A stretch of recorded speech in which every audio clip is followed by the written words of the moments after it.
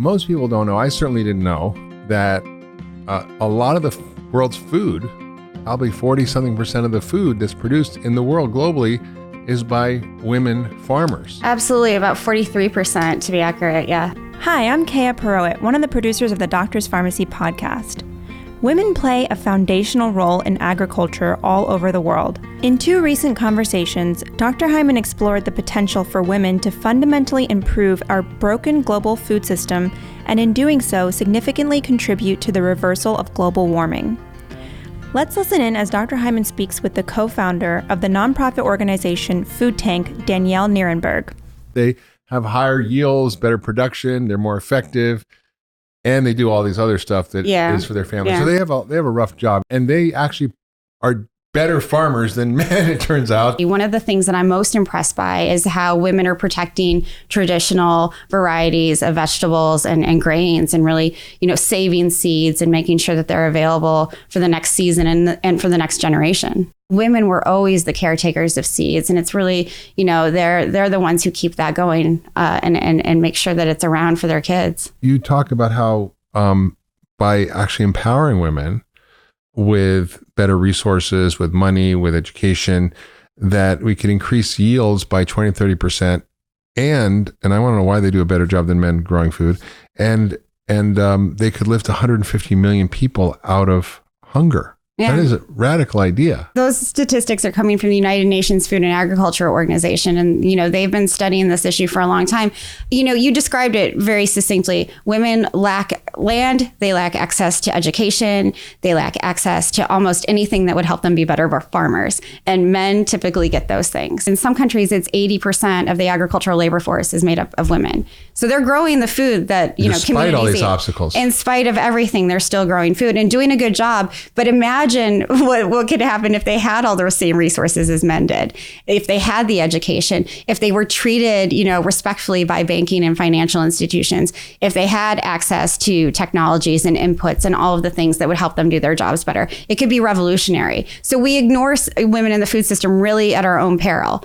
And and it's not about empowering women, it's about women being empowered and empowering themselves, right? It's also smart business, it's smart policy, it's just absolutely smart. And I think one of the things when we talk about women in the food system is we have to understand that we also need to educate women and boys and young girls. It's not about just educating women. It's about really finding ways to make sure that men learn how to value and respect women, not only for the money that they can make, but their value inherently as human beings and as wives and mothers and daughters and friends. And so I think that's a really important part of this education of men and boys. Yeah. Paul Hawken, who we've had on the podcast, talks about drawdown. How do we draw down carbon in the environment? And, together, collectively, all the food solutions are the number one solution. But if you sort of repackage it, and so what is another way to sort of see what are the biggest solutions? Mm-hmm. It's really women. Mm-hmm. There's 2 things. One is educating women and family planning. Absolutely. And those 2 things we think of, how could that have anything to do with climate change or agriculture? But it turns out those 2 things together are collectively the biggest solutions to draw down carbon in the environment, because of the sort of trickle down effect of what happens when you educate women, you empower them, and it's generational. Let's turn now to Dr. Hyman's interview with environmental activist and executive director of Project Drawdown, Paul Hawken. 70% of the food in the world is produced by smallholders, which is defined by the FAO as a farm that is smaller than 2 hectares or 5 acres. And 43, depends, but 42% of that is women. Okay, those are the smallholders. Okay, what we know is that big ag, the CAFOs, the GMO soy, corn, etc., big ag produces 27% of the world's food.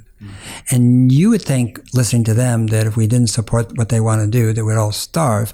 But if you actually look at what they produce, actually it's producing big pharma, because it's producing obesity, diabetes, strokes, heart disease. It's good for business for the drug companies and probably the healthcare system, and dementia and Alzheimer's too, because they're all interrelated, as you know, because they're all inflammatory diseases. And so women, okay, let's go back to women. 43% of 70, do the math and so forth. They're producing 31% of the food. They're producing more food than big ag. Yeah.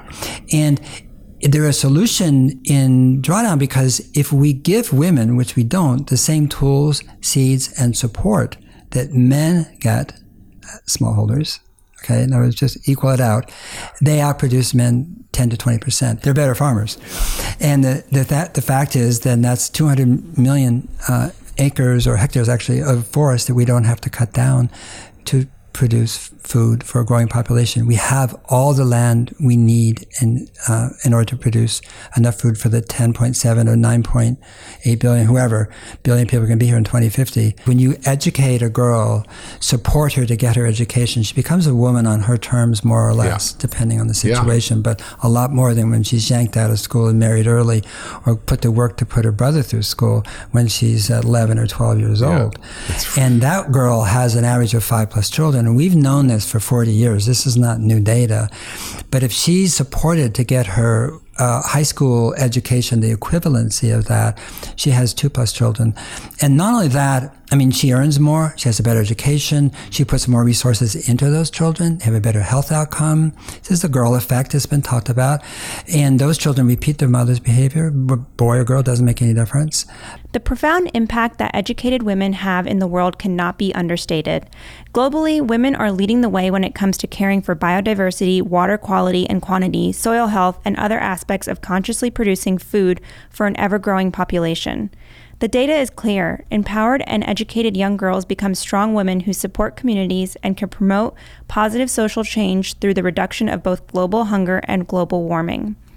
The information coming out around climate change can be incredibly overwhelming, and we know that our food system is an enormous contributor to global warming. The good news is that the food system is also a potential solution, with substantial benefit resulting in the global education of women. Thanks for tuning in to this week's mini episode of The Doctor's Pharmacy. Before we sign off, we wanted to take a moment to ask you for your thoughts on these weekly mini episodes of the podcast. We'd really appreciate it if you could take a few minutes to visit drhyman.com/feedback and respond to our super short survey that we put together. We value your opinion. Again, that's drhyman.com/feedback. Thanks so much.